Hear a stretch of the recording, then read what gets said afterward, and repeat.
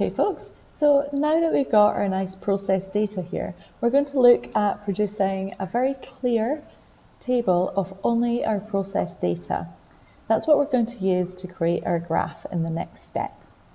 All right, so for that, I just need to highlight my independent variable and the values and paste over here.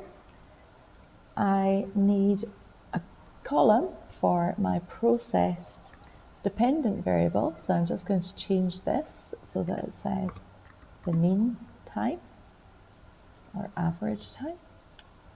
I'll change my text wrapping, and then I need to copy and paste my values from here. But what you'll notice is if you just do Control C and then Control V, it's trying to use a formula that was in this box. So when we're pasting anything where we've used a formula, I need to right click and paste special values only. So you can see that you can also press Control, Shift and V to do that.